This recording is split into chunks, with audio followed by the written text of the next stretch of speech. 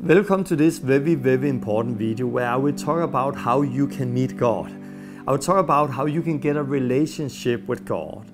I will start with my own story, how I 5th of April 1995 experienced God. And then I'll use these cards we have done to help you to understand the gospel, what Jesus did, so you can also experience God. First, I want to say that I grew up in a family in Denmark where I was baptized and confirmed in the Lutheran Church without knowing God. Like many other people out there, it was just religion, something we did because our parents wanted us to do it. I've never opened the Bible, I never had like a relationship with God. But I believed there was a God. But when I was 16 years old, my mom got sick. And there I tried to pray to God from my whole heart. I prayed, but I felt there was nothing. I felt there was only a wall between me and God. And that did that I got very disappointed and I threw God away, I threw faith away.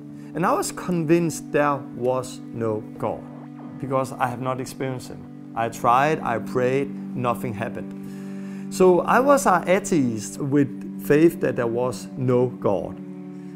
But then a few years later, I start to think of life again. Why are we here? What happened when we die? Where do we come from?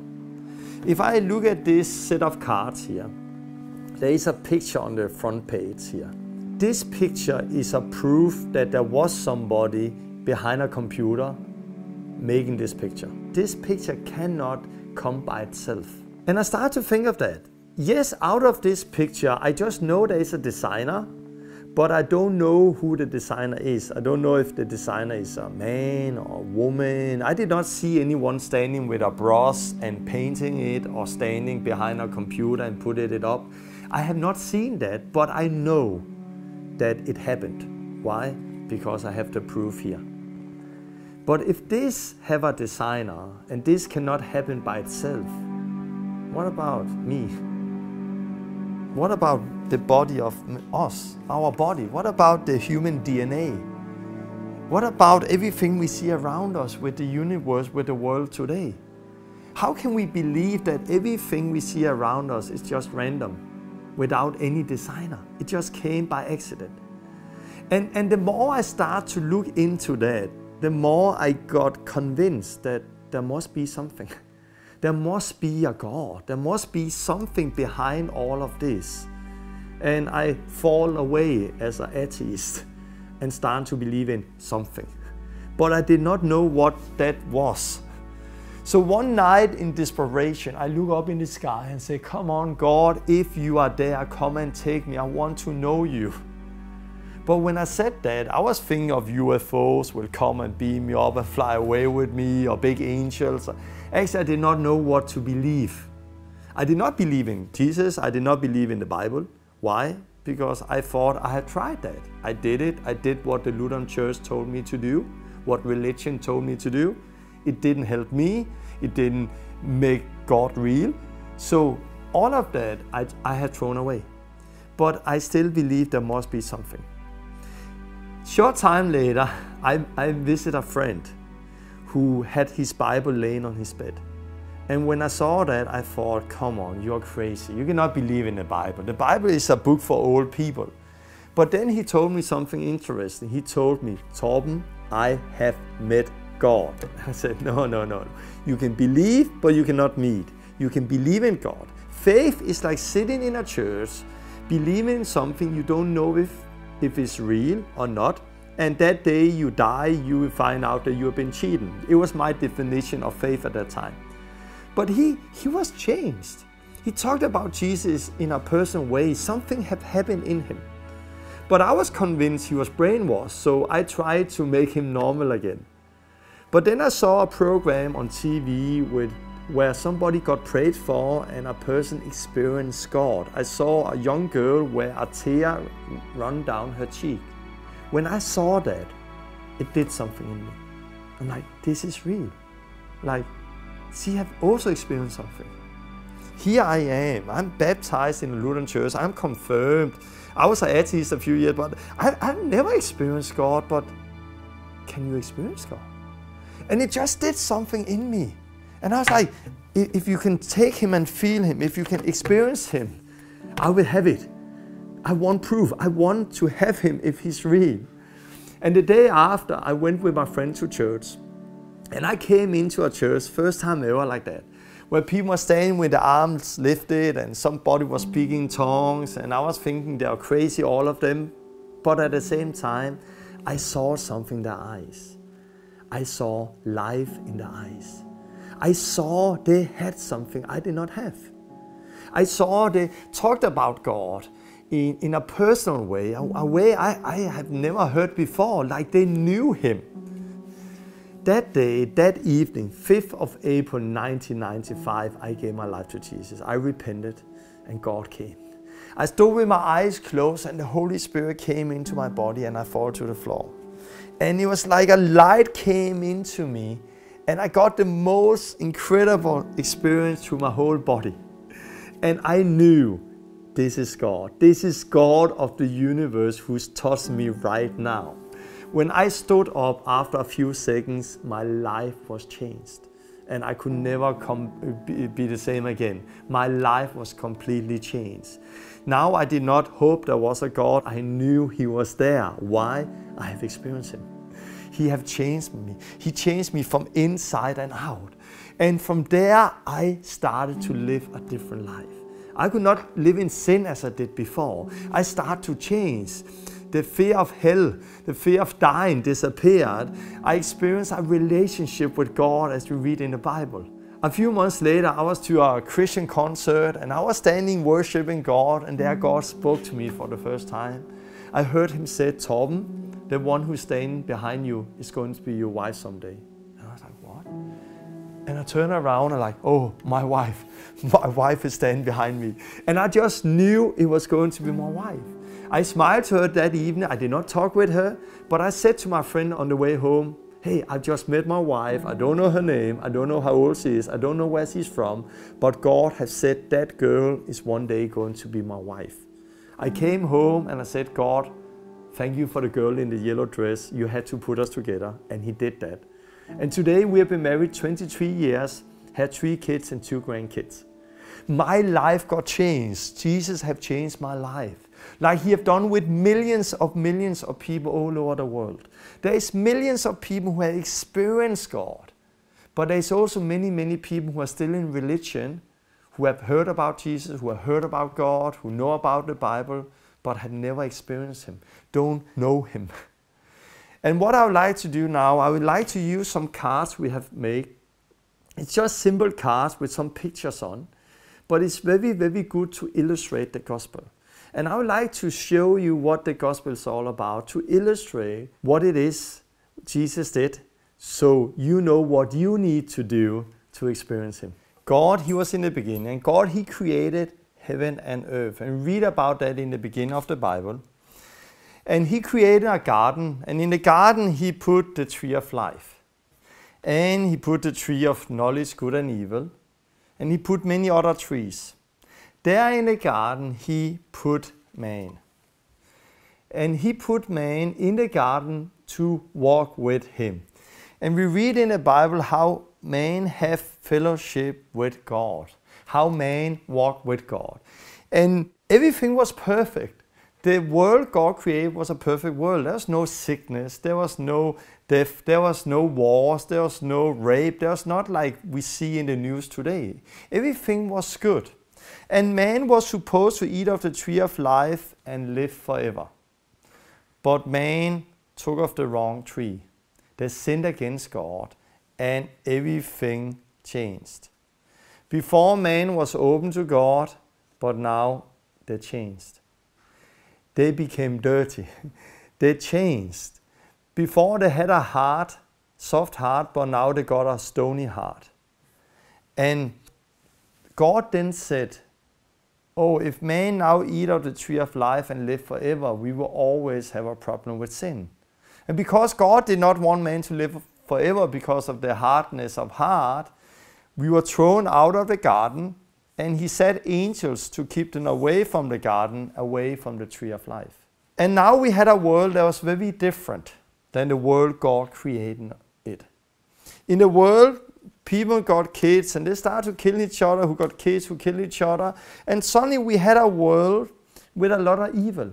Just look at the news today. Don't become better and better, it becomes worse and worse. And this, I've met people who said, oh, I cannot believe in a God when there's so much evil happening. But the Bible is telling that this is what will happen, because this is not how God created it to be. But he came with a solution, and that is Jesus Christ. But before we talk about Jesus, we need to look at man and where we are today. Because the problem with us is that we often compare ourselves with each other. And therefore we think we are good. We say, hey, I'm not so bad. Look at him, look at her, look at them. And we compare ourselves with each other instead of compare ourselves with God. If we look at sin, the law said you will not murder. But Jesus said if you have hate in your heart, you are already a murderer. The law said you will not commit adultery. But if you look with lust on somebody, you are already done it in your heart. So maybe you have not physically been sexual together with somebody before or out of marriage. But if you sit and look at porn on internet, it's like having a sexual relationship in your heart. And it's sin. And the Bible says, have you broken one of the law, you are guilty in them all. And we have to understand that we are living in a fallen world where everyone has sinned and lost the glory of God. We are all divided from God because of our sin. And if you say you have not sinned, you make God a liar and the truth is not in you, because we have all sinned. The solution, what is that? That is Jesus Christ. God, he could judge everyone and send everyone to hell and still be good and still be loving and still be righteous. Why? Because God is not the problem. We have sinned. We have got a stony heart.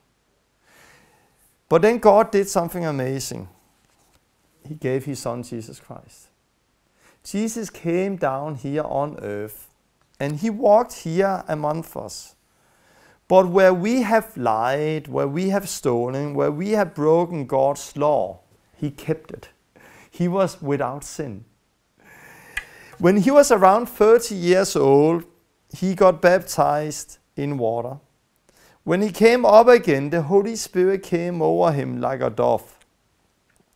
And from that on, he walked around here, healing the sick, casting out demons, and telling people how they need to repent, turn away from their sins, and how they need to be born again out of water and spirit. And he was teaching about what it took to follow him as his disciples. So he was walking around here as the only man without sin. He got crucified on a cross and he got buried. If he had one time like you and me, one time stolen, one time done what we have done, he would have been in that grave today. But because he was the only man without sin, he rose up again. And he conquered death. So we, through him, can experience forgiveness from our sins. So we, through him, can get a relationship with God. That what is dividing us from God, our sins, will be dealt with. So we, through Jesus, can walk with God again. After he was here, he went to heaven as king and have now sent his Holy Spirit down here on earth. What do we need to do now? The first thing we need to do is that we need to recognize that we have sinned against a holy, righteous God. Recognize that we have a stony heart, that our heart is rebellious against God. We need to turn away from our sins and put our faith in Jesus Christ. I remember many years ago, I stole a bicycle. I felt it was so bad, it was so bad, it was so bad, I should not do it, but I did it anyway. Next time I did it, I also felt bad, but I felt less bad. Next time I felt even less, and next time I almost didn't feel anything. What happened? My heart became harder and harder and harder. But when we repent, when we turn away from our sins, put our faith in Jesus, God is going to take out that stone heart and give us a heart of flesh. He's going to give us a new heart. where the conscience is going to be sharp again. The first thing I remember I experienced was my words. Suddenly I remember how bad I was speaking, how I was cursing God through my words. And right away, because my heart changed, my words changed. Because my heart changed, my action changed. Not because people came and put a law up for me, but because my heart changed. But that is not enough. The body is still dead. The Bible says the one who do sin become a slave to sin. It was like when I started smoking. I could control it in the beginning, but then it controlled me. Many people are addicted today to porn on the internet, to lying and other things. We are slaves to this world. When you get a new heart, you want to do what is right, but you cannot because the body is still in sin. So there you need to bury the old body, like we read in Romans chapter 6, where you die with Christ and rise up with Christ. There where sin have no dominion over you because you are not under the law but under grace. There where you can overcome sin in Jesus Christ. And it looked like this. Here we are with a new heart, and then you die with Christ in baptism in water, and then you rise up with Christ. You are now was clean. Like Adam and Eve was clean before sin came and changed everything. You was clean.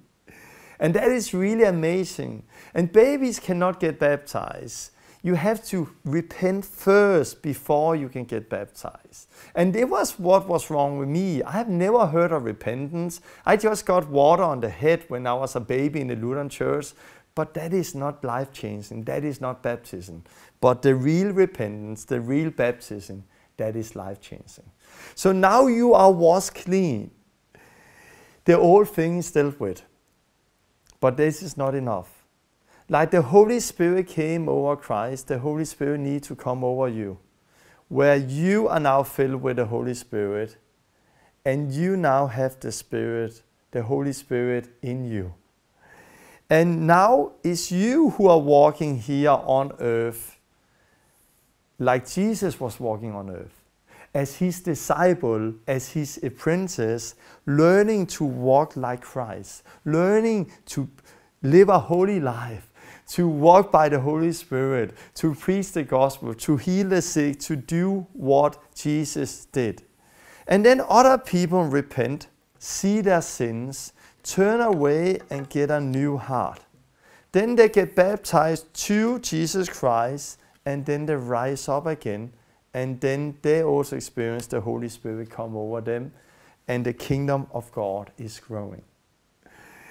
One day God is going to come and judge the world. And those who live in sin is going to be thrown away and burned in fire. And then he's going to come down in the New Jerusalem. And there he will be. And there in the middle of the garden he will put the tree of life. And now everyone who are washed clean, everyone who are born again, will be able to take out their hand, eat of the tree of life and live forever. And one more time, everything is going to be good, perfect as it was in the beginning. Exactly like God created it to be. So that is the gospel from the beginning to the end.